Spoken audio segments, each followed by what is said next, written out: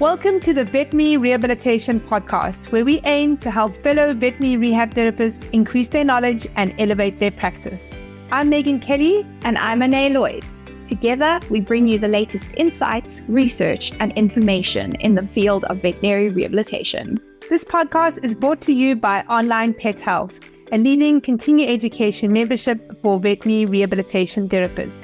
With Onlinepethealth, you'll have access to a wide range of online resources to help you stay up to date with the latest techniques, advances, and trends in the industry. Our podcast features in-depth conversations with leading experts in veterinary rehabilitation. They share their own experiences and knowledge to help you improve your practice. Whether you're a seasoned pro or just starting out in the field, our goal is to provide you with the tools and the insights you need to succeed. So join us as we explore the exciting world of veterinary rehabilitation and help you take your practice to the next level.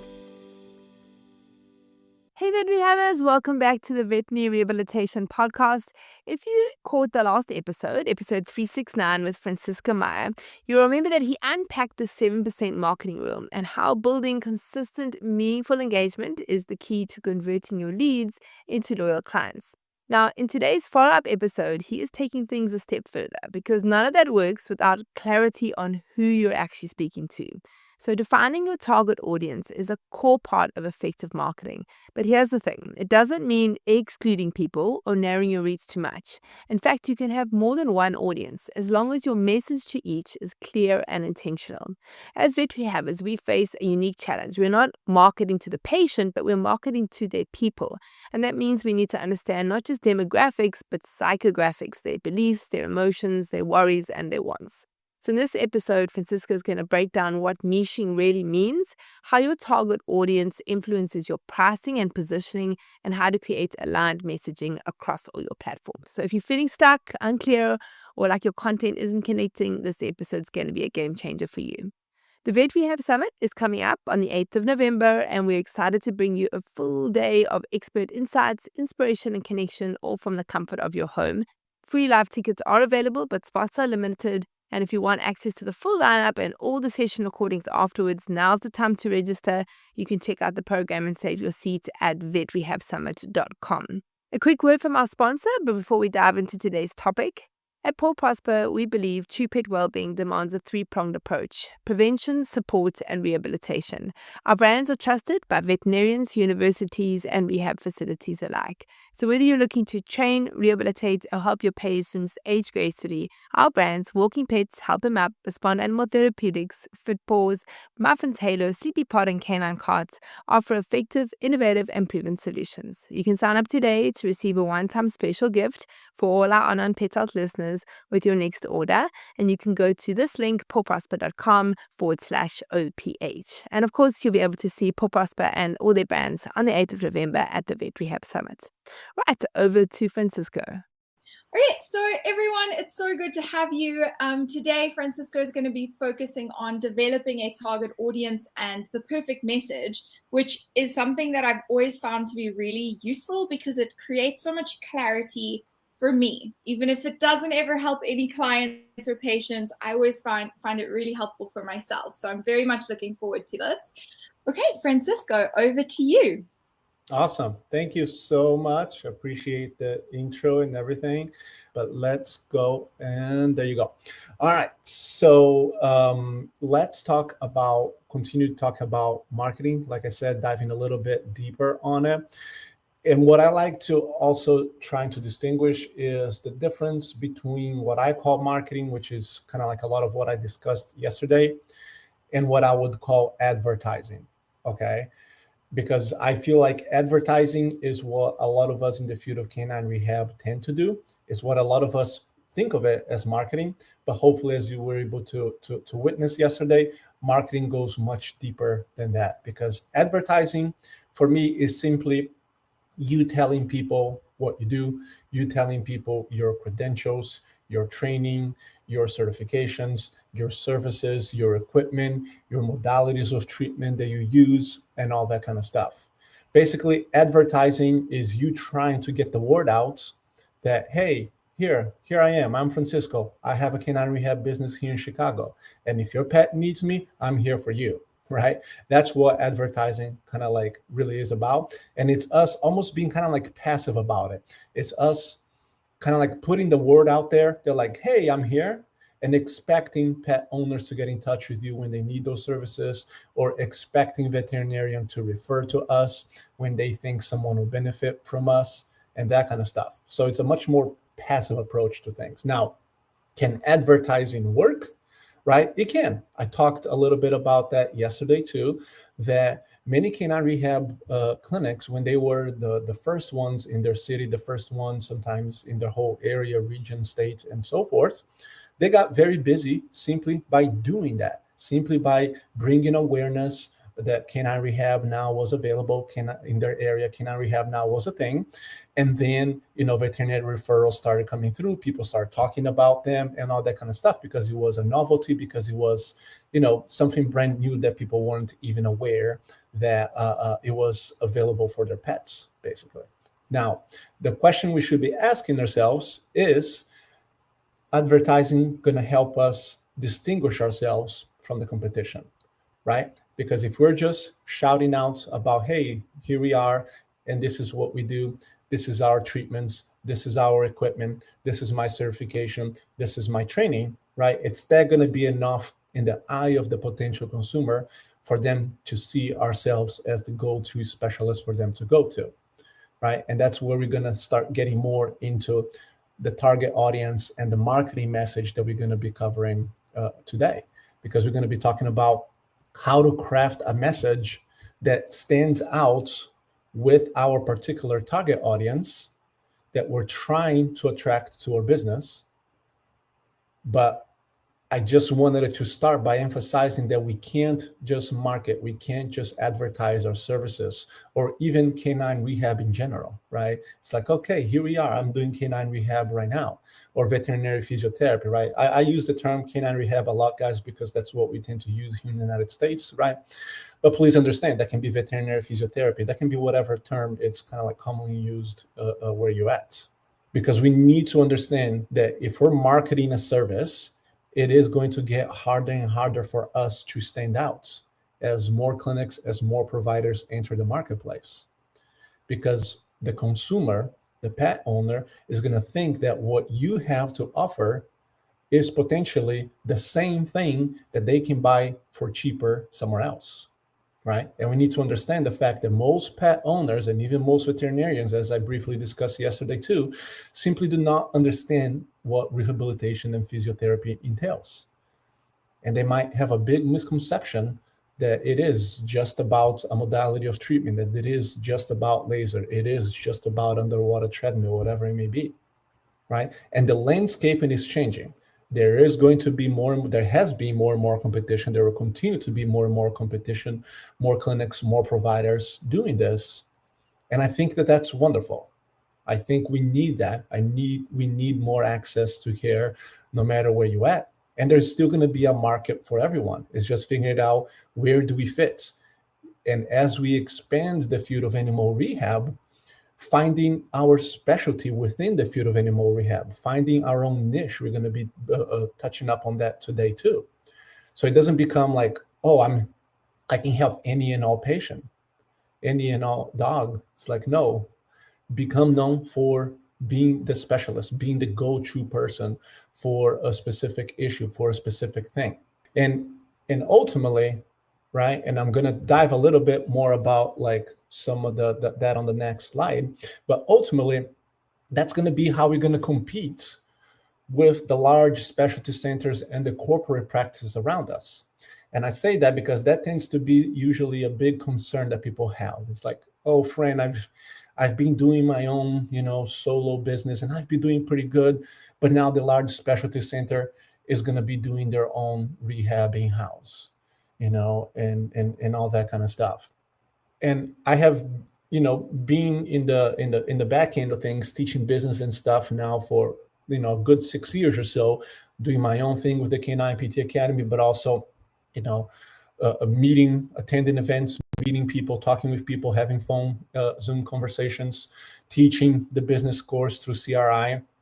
And so I interacted with a lot of veterinarians and PTs that are basically trying to figure that out with the specialty practice, with the corporate owned practice, how to make canine rehab truly profitable for those companies.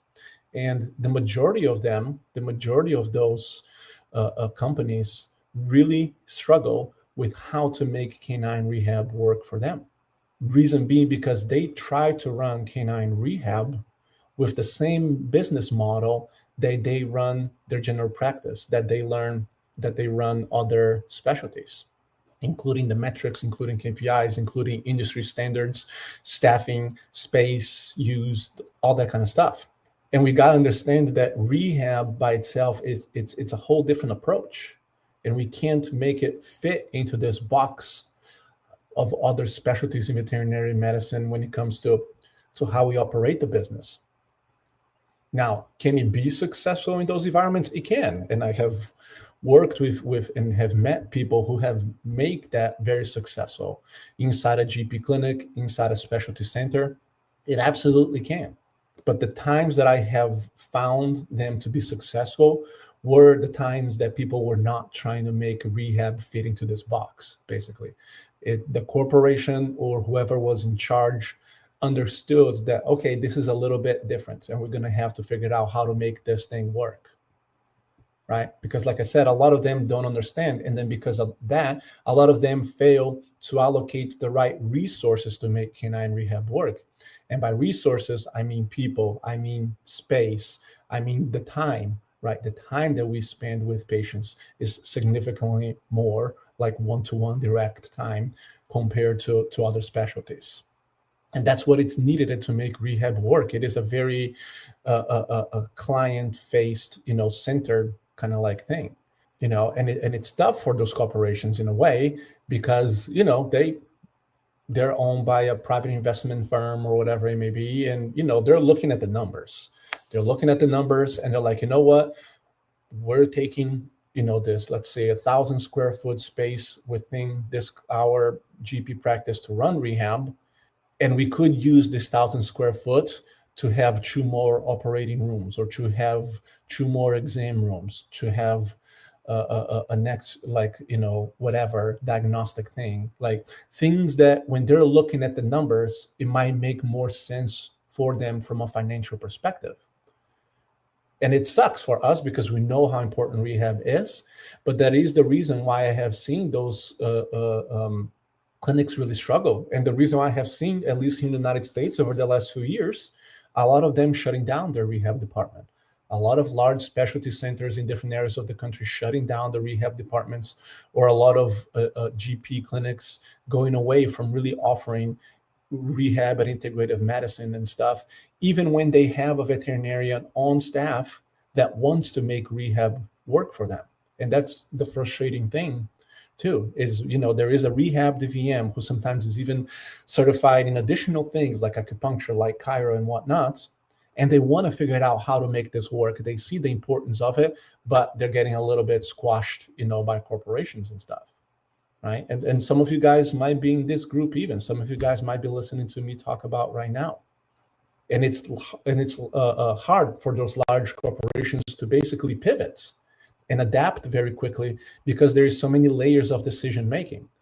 That's why I think the small standalone rehab focused clinics are really in a position to really stand out in our field, because we can make those decisions. We can pivot very, very quickly, right? That's one of the things I personally love about being a business owner. It's like, for better or for worse, I can make my own decisions. I can go and I can change your strategy. I can change where things are headed and stuff without having to go through layers, without needing to get approval, from management, from corporate, and like that kind of stuff. And even little things like that.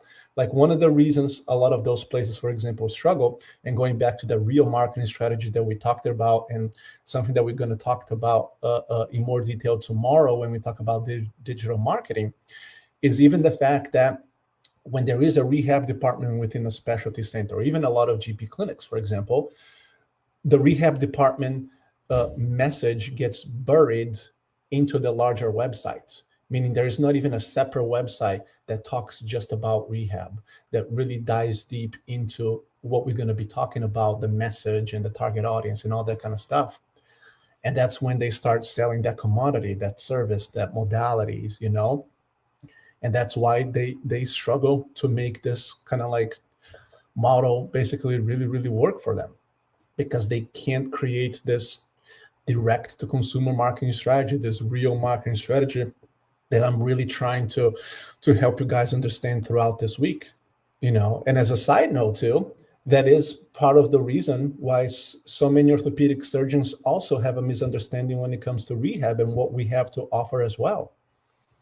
Because what they see as rehab a lot of times in those large specialty centers is just a cookie cutter modality based rehab.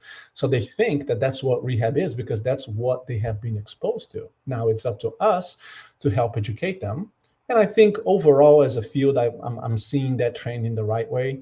Like one prime example, to be quite honest, is how when I entered this field 10 years ago, how so many patients, even after a TPLO, after FHO surgery, whatever it may be, they wouldn't get sent to rehab until like a couple months after surgery.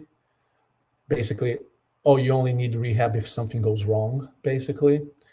Where now they're having those conversations with people that are like, no, rehab will be helpful. I don't see any more surgeons saying, no, you got to wait until 8 weeks to start rehab. Or at least I only see that happen once. I can think from the top of my head over the last year, where before 8-10 years ago, it was so common. It was so common. Or with our post hemianectomy patients too. Before it used to be, no, you got to do 6 weeks of crate rest, do absolutely nothing. Now they're understanding that, like, actually, no, well, let's start rehab sooner rather than later. There are things that can be done in a very safe way while still keeping, the patient on the crate rest, if you will, protocol, right? But in a way that educates the pet owner, in a way that teaches them what to do, and in a way that helps, build things up once again a little bit quicker, rather than having a dog on the crates for 6 weeks and then trying to build things afterwards. So it's definitely evolving. That's what I'm trying to say, right? So there's definitely progress. I have noticed that progress over the last 10 years. And a lot of it comes, from us, from me, from you, educating them, educating surgeons, educating pet owners, educating the veterinary community. And ultimately, that's what we try to do with this big marketing approach that I'm trying to teach to you all, right? And that's why the marketing message it's really important to help us stand out. And it's going to help us stand out through what I call positioning and preeminence. All right, so let's talk a little bit about those two things, positioning and preeminence.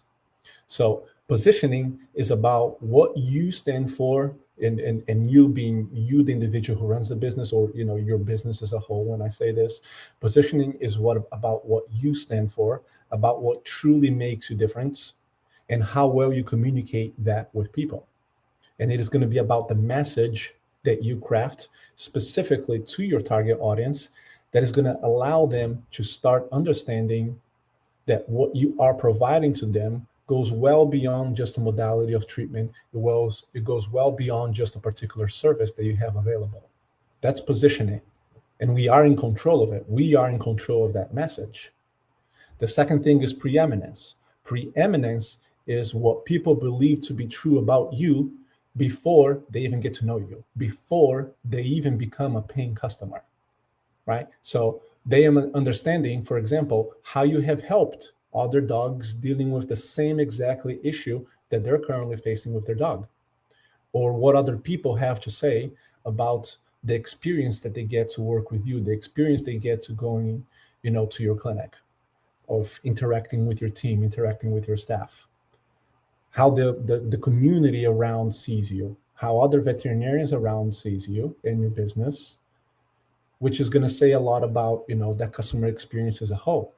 So that's preeminence, is when you're able to show that to people before they even set foot in your door, before they're even there, right? And with both of those things, you're going to be, if you work on a marketing message with both of those things, you're going to be putting yourself in a position where clients are going to choose you are going to choose to work with you because of that, because they like you. They like what you stand for. They like your business. Not necessarily about what you do, not about what you have to offer, but because of like how you can truly help them, right? And that's how a marketing message with positioning and preeminence is going to allow you to set yourself apart from the competition, even when it comes also to the price points. We're not going to dive, too much on the price thing when it comes to this week, but it is intertwined with our marketing, because if the consumer starts to understand that positioning, that preeminence, your message, and they start to understand that they're not necessarily comparing apples to apples when they're talking to you and talking to another provider, another clinic that they're kind of like looking into, then it allows you to stand out from a price point perspective as well, right? So then it becomes about a race to the top rather than what we want to avoid as a business owner, which is a race to the bottom, right? We don't want to be the Walmart of canine rehab. We don't want to be the ones providing the cheapest service, because that's not going to attract more than likely the kind of clientele that, we want to be dealing with, to be quite honest, right? And that's why real marketing, like I talked about yesterday, goes well beyond just filling up the schedule with more and more patients. Real marketing is going to be about truly and deeply understanding who your target audience is and crafting that marketing message that helps them understand that you have the solution to their problem. And if you do this consistently, then over time it's going to resonate with more and more people. But most importantly, it's going to resonate with the people who value that, with the people who truly want to work with you. And while a lot of canine rehab practitioners, and please, I don't even say this is just canine rehab. Like, I come from a physical therapy background. It's the same thing. I know through different circles a lot of human chiropractors, same thing. So it's not just canine rehab, but a lot of us are trying to sell ourselves, our clinics, our services as a jack of all trades. It's kind of like how we can help everyone and everything. But we need to position ourselves as the go-to therapist or the go-to clinic for solving their specific problem that they're dealing with. And ultimately, this is all going to be about educating our potential clients as much as we can, because confused people do not buy. And if people don't understand what you can do for them, and if they're confused about it, then they're not going to book an evaluation with you, especially if you're charging more compared to other places around you. And they're not going to be committed to your plan of care. They're not going to be, be like, okay, yeah, I get the investment that I'm making, regardless of how much you charge. If people don't understand the value that you bring to them and their pets, they're not going to want to pay for it. And if you're not able to explain those things to them in a way that they can understand, then they're simply not going to be buying from you. So that's why we need to educate. We need to always be educating. And where does that education starts? It starts with the marketing. It carries all the way through, of course, when they're there, they're seeing us, we're doing an evaluation, we're going through the plan of care and all that kind of stuff. But it starts with the marketing. It starts with us crafting a message that connects with them, crafting a message that connects with that specific target audience, that will show them that you are the one who they need to see, that you are the one that has that solution to help them with. All right, so let's talk about defining a target audience, because that's going to be the first step. Why that's the first step? Simply because we cannot help everyone. We can only help those who want to be helped by us. And I get that can be a very tough mindset to have as a healthcare professional. If you're a PT, a physio, a DVM, a chiro, doesn't matter. It's a very tough mindset because it's not part of our ethos. It's not part of who we are. We want to help everyone. So we tend to think of that way by nature. But we can only help the people who want to be helped by us. And if they don't want to be helped by us, that's okay. We can help them guide towards other places, other resources that might be more in line with what they're looking for. But that's why we need to define our target audience. Or you might have heard me saying this term avatar interchangeably with target audience. And the avatar is not the movie, is the person is that you're speaking to every time you think about your marketing content.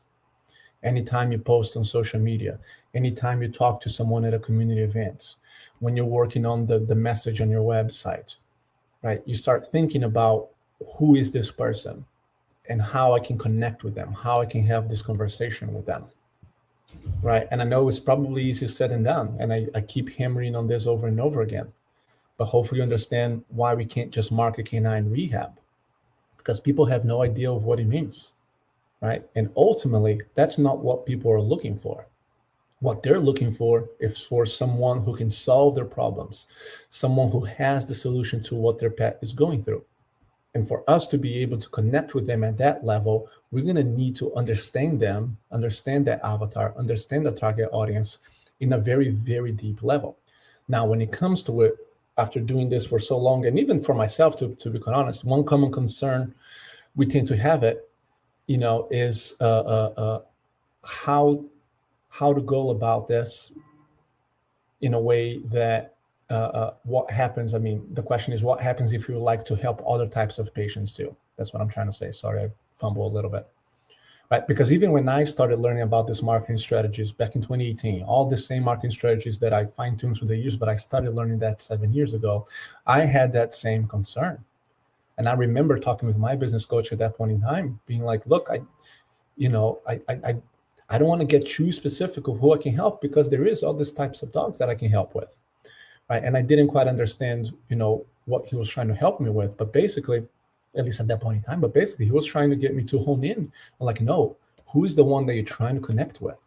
Right. So if you have followed us online, our clinic, or if you checked our website, then you know that our very specific message is towards senior dogs. And the reason behind that, it was a totally personal choice I made back in 2018.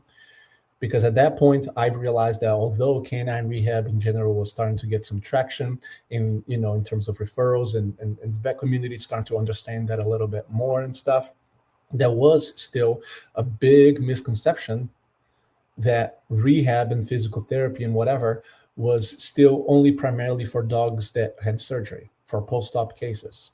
And I wanted to be able to really educate vets, really educate pet owners, that it goes well beyond that there is a lot that we can do to help the aging pet population that, is struggling with mobility, daily activities, and all that kind of stuff. So that's why I really started crafting that message towards that. And I had that same hesitation. Well, but if I talk too much about senior dogs, what's going to happen with the CCL tears? What's going to happen with the IVDD cases and so forth? Well, and I remember my business coach telling me, it's like, friend, don't worry. Like, I promise you, you're still going to get those cases. And it's funny because that's exactly what happens. It happens to me. It has happened to me. It has happened to my clients as well. That we still get plenty of those other cases as well. And over time, of course, that was 7 years ago. Over time, we developed even more specific strategies to attract some of those specific cases too. But a lot of the reason why they're still going to find you is because now you're going to be seen as the go-to place, right? Someone who truly specializes in our case, helping other dogs. But we're seen as a specialist. We're seen as like, this is a place that really knows what they're doing because of that message, not because of our credentials, not because of our training or anything like that, because of the message. And then with time and consistency, and then of course, with results and getting positive outcomes with our patients, we have developed and have built on that reputation, right? So hopefully this is making sense. So I understand the hesitation when it comes to it, but I promise, it is about the message. It's about connecting with people. And hopefully that's starting to make sense. Now, over the years, what I started to realize too was another set of challenges that are more particular to our field of animal rehab when it comes to this direct-to-consumer marketing approach, which is balancing out our message due to the fact that our clients and our patients are different entities, right? So when I say client, I say the human, and I mean the pet owner. When I say patient, I mean the animal, I mean the dog. So what I mean by that is the fact that I was learning this marketing strategies, this business stuff from business coaches that were focused on helping human PTs and chiropractors into how to operate their out-of-network cash-based business. And with them, the message was a little bit more clear, if you will, because the client and the patient are the same. Our message is going, their message is going to directly to the person who is suffering from back pain, who are dealing with their issues, who knows how much that aggravates things, how it affects their job, how it affects their daily life. But in animal rehab, we have the pet owner, we have the clients, we have the patient, and we have the emotional bond between them. And I struggle with that a lot in the beginning to try to figure it out, kind of like how to get the message across. But what we need to remember is that the emotional pain that we feel as human beings is always worse than the physical pain. And especially when it comes to pet owners feeling helpless in terms of like how they can help their pets because of a lack of guidance, lack of knowledge, lack of education, whatever it may be. And our marketing message can help fill this gap so you can educate them about how you're able to help them and how you're able to bring back the things that they value in life that they're now missing, right? And that's very different. Once again, I keep hearing it, but very different than the laser therapy, than the modality of treatment, and whatever it may be. Another question I get quite often too is, can we have more than one? Friend, can I have more than one target audience? The answer is yes. There's really nothing stopping us from doing so. But this is what I tell you after helping people for many years doing this. The challenge from a marketing perspective is going to be about making that emotional connection with both of them at the same time, because the message is just going to get convoluted. And the most common example that happens is when I'm working with rehab therapists who works with both canines and equines.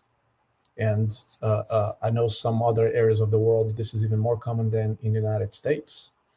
But think about it. If you are a pet owner or a horse owner, you'll more than likely want the absolutely best for your pet or for your horse to help them with whatever they're dealing with. And that's going to include working with a rehab therapist who you see as the go-to person to help you with whatever particular issue you're dealing with. Now, what happens if you're looking for the go-to specialist to help you, let's say with your dog recovering from a TPLO surgery, but then you go to their website and there's a lot of pictures of them working with horses. The message is getting convoluted. They're getting mixed signals, right? They're not going to see you necessarily as the go-to specialist anymore. They might see you as someone who's very knowledgeable, who is working with different species and this and that, but they're going to see you probably as a jack of all trades. And the same goes the opposite way too, if you're trying to really hone in on the horses and stuff, right? So you can have different target audiences, but you're going to have a different message. And because of that, we need to try to separate them as much as possible. So for example, what I try to help folks in those scenarios with is, even from a website perspective, have a page on your website focus on canines and a page on your website focus on equines. So that way the message can get targeted to those species for the people who are looking for that particular thing, right? So it doesn't mean that you need to stop seeing, one or the other. That's not what I mean. But we need to figure out how to make that connection, all right? So hopefully this is making sense. So then when getting to know and understand our target audience, then what do we need to know about them? What do we need to know about these people who we're trying to connect with? And by now, hopefully you understand that people are going to be looking for someone who can solve their problems, someone who has the solution to their pet issues. So in order for you to connect with them, you're going to need to understand them in a much deeper level, right? So you're going to need to understand what we call their demographics, which is who they are, their gender, location, marital status, income, that kind of stuff, who they are. You're going to need to understand their background and how their pet's injury is affecting them. And most importantly, you're going to need to understand what we call the psychographics, which is the challenges that they're going through, their pain points, their fears, their goals. And that's not an easy exercise, guys. I'll be straight up honest with you. When I was building this avatar for my business back in 2018, it took me quite a bit. And I was still fine tuning that through the years as I was getting to know people better, as I was having more and more conversations with clients and being able to understand where they were coming from. But we want to be as descriptive as possible. The better you know them, the easier it's going to be for you to create marketing content, for you to create educational content, for you to talk with them on the phone, for you to talk with them on community events, for you to bond with them during any of those scenarios, for you to make that connection during the initial evaluation so they trust you, so they have confidence in you. And you being able to have a conversation with them at this deeper level is already going to start setting yourself apart from anything else, from anyone else. Because from that point on, you're not going to be selling rehab anymore, because you're going to be connecting with them and speaking their language. And you're no longer going to become a commodity that they can get somewhere else for cheaper, like a modality of treatment or whatever else. But they will want to work with you because of that connection. They want to work with you because you get them, right? That's kind of like the main thing. It's like, man, friend really gets me. It's like, if it gets to that point, then it's like, yeah, then they understand it.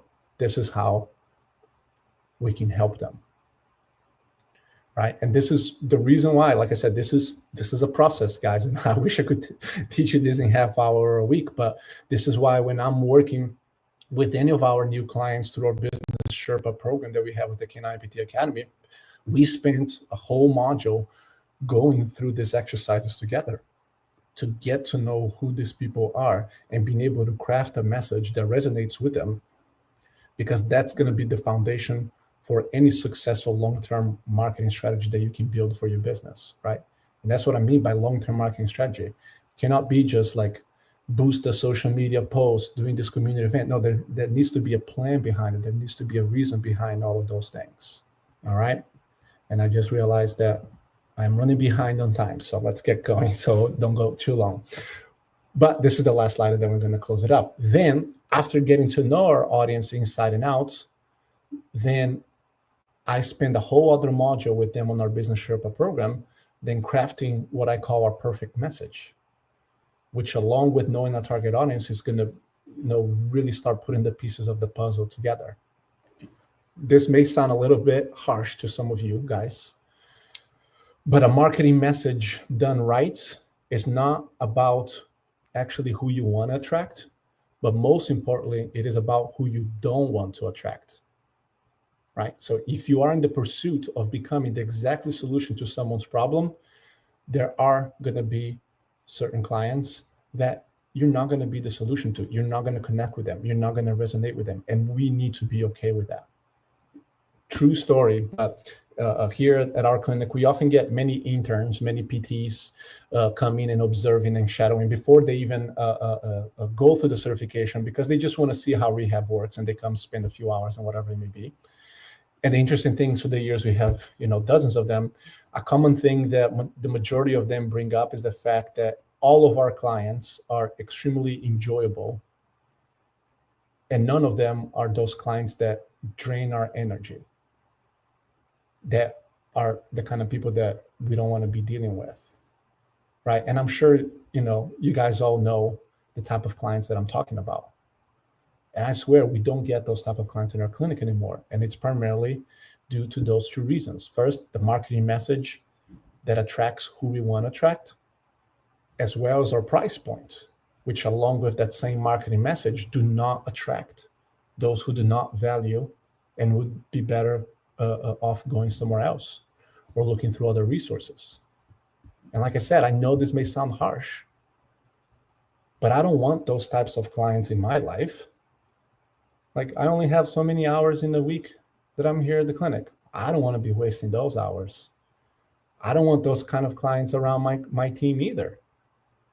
I want them to have a good work-life balance. And if someone is taking away their energy, that's not fair to them too, right? So when you start putting those pieces of the puzzle together, then you can start building a clientele that is truly enjoyable, a clientele who is invested in their pet's care. And I mean invested not necessarily from a financial perspective, but invested in, for example, being compliant with the home exercise program. Like, people often ask me like, Frank, how do you get your clients to be so compliant with the home exercise program? Well, it starts right here. It starts right here with our marketing message, basically, because if you're looking, for example, if you're looking for a canine rehab facility in Chicago that you can just drop off your dog, go about your day, and can pick them up later, and that's it, we're not going to be the fit for you.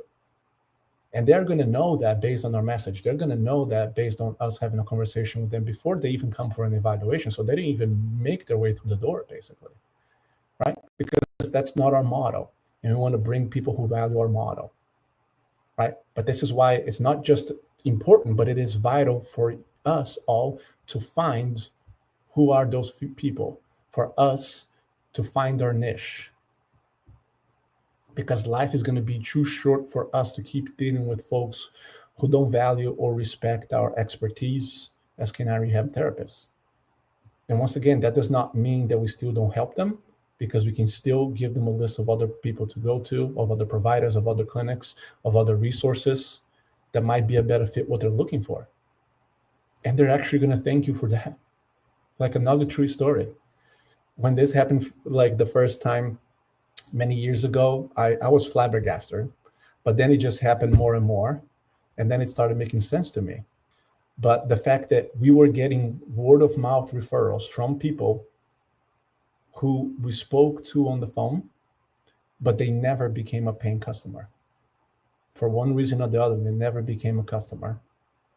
But they appreciated us so much on how we were able to guide them towards somewhere else or different resources that fit what they were looking for, that years later, they referred a family, they referred a friend over to us because of that trust that we built with them, even though they never became a paying customer. And like I said, the first time that happened, I could not believe it. I was honestly like confused. And then as that started happening a little bit more often, like I started to understand a little bit better why that was. And it was because we were still helping them. They were getting the help that they were looking for. And that was, at the end of the day, the most important part of it. I feel like, Fran, I feel like you should be giving everyone homework right now. We need to be doing this and like putting our demographic together. Where do we get this information though? Like just the demographic information, where do we start finding that? And then where do we start looking for that? I can see the psychographics. Yeah. I can make that stuff up based on who I am, but what? Mm-hmm. It's definitely more challenging when someone is just getting started, because you haven't interact with those pet owners and stuff as much. So when I started my business, when I started learning this, I had already been doing canine rehab for a few years, so I had a decent understanding.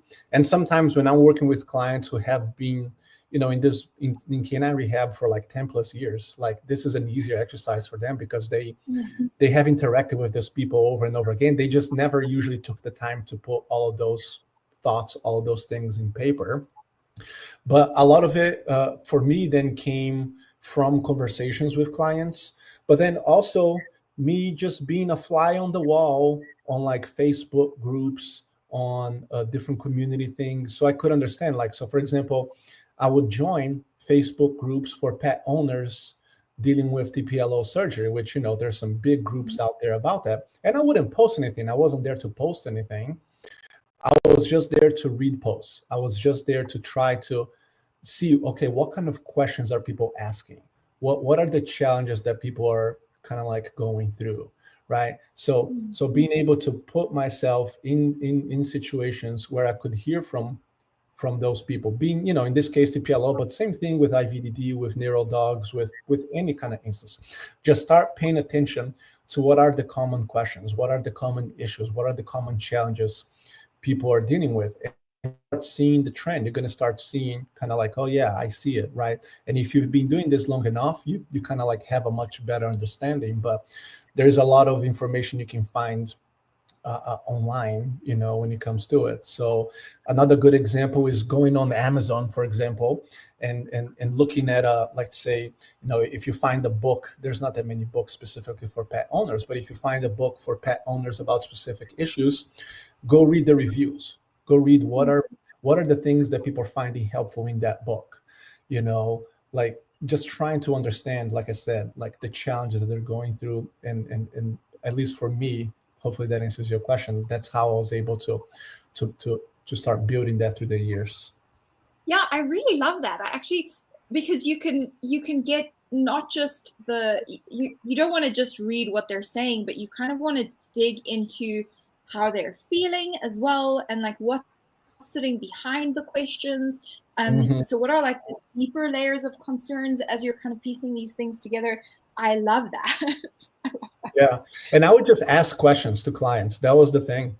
Like, when I'm treating their dog, especially when I'm doing like a laser or manual therapy, and I'm just making conversation with people, I would just ask questions. Oh, tell me, like, about like their struggles with recovery from TPLO, with this, with that. Like a lot of those topics will kind of like naturally come up, so they would tell me about it as well. Yeah. Okay, I really like that. Okay, and then so if you're kind of defining that perfect demographic, or what did you call it, a psychographic, Mm-hmm. how much of that is who you are?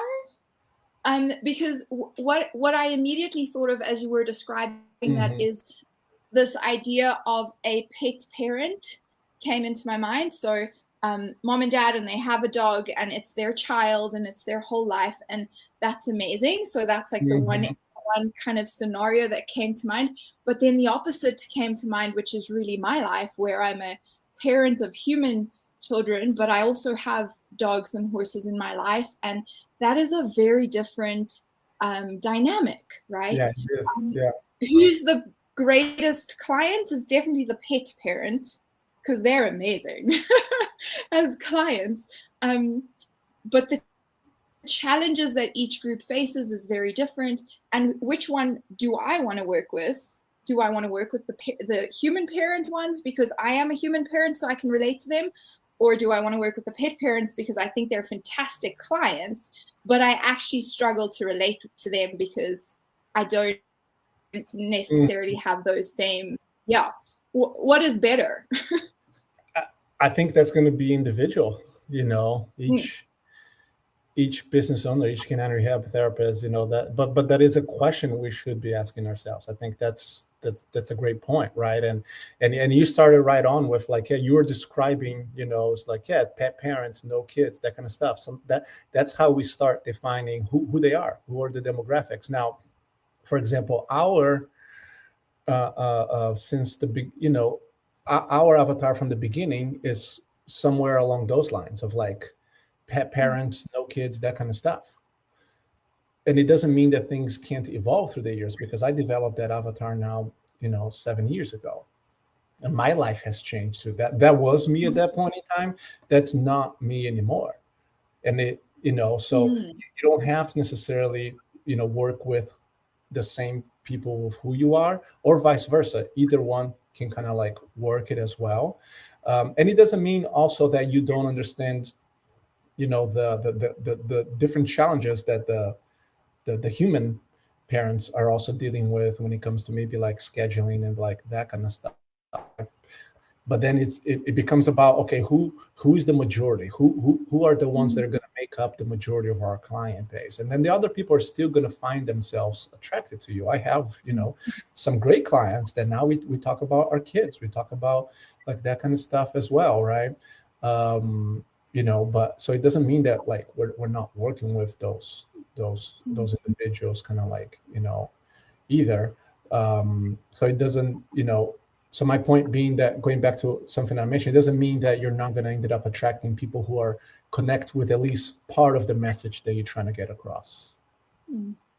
Yeah, it's not really excluding anyone. It's just making sure that you really connect with someone. Yeah. I mean, for me, what I'm excluding, right? So I'm taking my clinic as an example. If you're a pet owner of a canine athlete, and you do all this high level competitions, agility, you're going to go to our website, and my message is not going to connect with you. And I'm totally fine with that. Right. And I'm totally fine with that. I had to become fine with that. Right. So that's kind of like more what I mean when it really gets to kind of like those big differences and stuff too. Yeah, and something like that where, it's a competitive person, I feel very comfortable referring those on because I know some super people in that area who are going to be fantastic to Right. work with you. And it's, you're going to feel stuck with me, or limited potentially. So I really like that. I really like that. I do want to encourage you guys to go do the work and sit down, take some time and try and figure this out, because it's really important. The other part that comes out for me when I'm thinking about this is that it gets me to think about how to set up my practice, my systems, my space to be ideal for that ideal person, right? If my ideal person is going to be parents with children and dogs who have a busy schedule, I'm going to create an environment where the children would be safe potentially if they had to come, or there would be coffee or tea so that mom could just sit down and relax. And the initial intake would be focused on like really calming everyone down and creating an environment where they can breathe and be safe, which is different from what I would create for pet parents with no children, because they don't need that transition period, right? So just thinking about those kinds of things could make a big difference to everything. It's all dependent on who your ideal person is. So I really, this is one of my favorite things to do. And then you start, that's how you start standing out. Amazing. Guys, thank you so much for joining us today. It's been so good to have you, Francisco. Thank you so much. If you enjoyed this podcast, please hit the subscribe button so you get notified every time I load a new podcast. I'm here every week talking to vet rehab therapists from all over the world about all things vet rehab. A big thanks to our sponsor, Paw Prosper. Their sponsorship allows us to be able to give this podcast to you for free, so please go and check them out at pawprosper.com. Don't forget to bookmark the next Vet Rehab Summit on Saturday, the 8th of November, 2025. Come and be a part of the world's largest online veterinary rehabilitation conference created specifically for you, the vet rehabber community. Onlinepethealth members get VIP complimentary access to the Vet Rehab Summit. For more information about continuing education for vet rehabbers, you can go to onlinepethealth.com.